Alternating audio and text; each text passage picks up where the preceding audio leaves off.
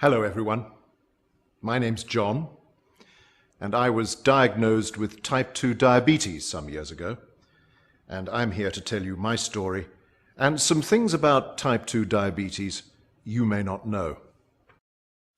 You've just seen the prevalence statistics for diabetes. We all know that this epidemic is having an overwhelming impact on society and healthcare spending worldwide. So, why is this often preventable, manageable illness causing such devastation? The answer lies in truly understanding how the whole body is affected by diabetes. The heart, blood vessels, brain, kidneys, liver, eyes, and nervous system. And that is why I'm here.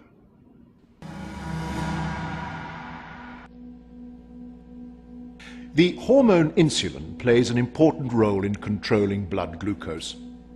Insulin allows sugar, glucose, to enter cells of the body from the bloodstream where it is used as energy, such as in muscle or brain cells, or stored, such as in liver or fat cells.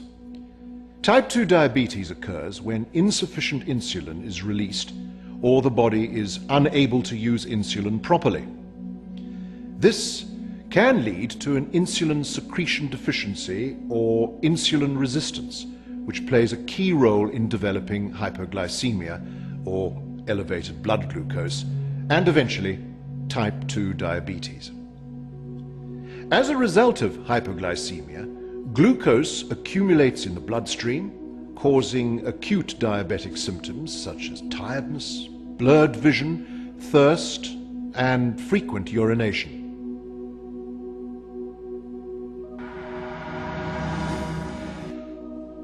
But diabetes is also a chronic lifelong condition and thus requires careful control.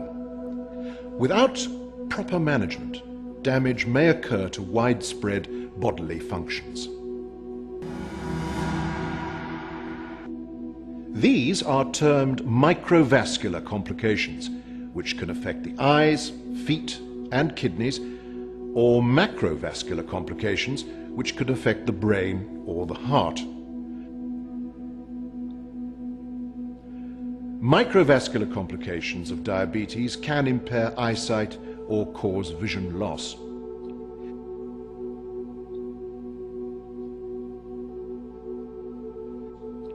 Excess blood sugar can cause nerve damage.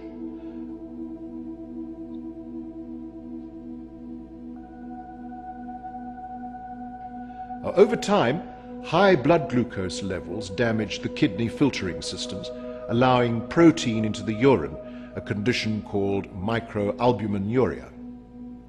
Longer-term excess glucose consumption progresses to a condition known as diabetic nephropathy. As a result of diabetes complications, in severe cases, patients can experience kidney failure requiring dialysis or transplantation. So, now that we've looked at the microvascular complications that can arise from diabetes, we'll turn our attention to the macrovascular complications. For example, atherosclerosis, which is a hardening and narrowing of the arteries caused by increased sugar in the bloodstream. When this happens in arteries supplying the heart, it can cause coronary heart disease, leading to heart attacks and angina. People with diabetes are 2 to 4 times more likely to have a heart attack than someone without the disease. In fact, adults being treated for diabetes are just as likely to have a heart attack or stroke or die from cardiovascular causes as people who have had a prior heart attack. Second, high levels of fats, such as cholesterol, in the bloodstream of diabetics further increase the risk of heart disease.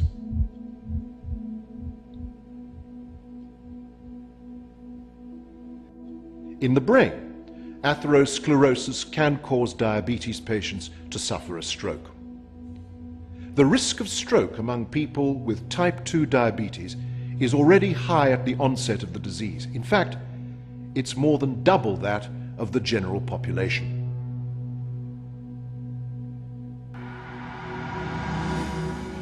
So you see, type 2 diabetes can affect our bodies dramatically. Every 10 seconds, 2 people develop diabetes and 1 person dies from diabetes-related causes around the world. Innovative therapeutic options for type 2 diabetes are critical to help prevent these serious long-term health consequences. I hope my story has brought you a bit closer to me, the patient. Goodbye, and I wish you the best of health.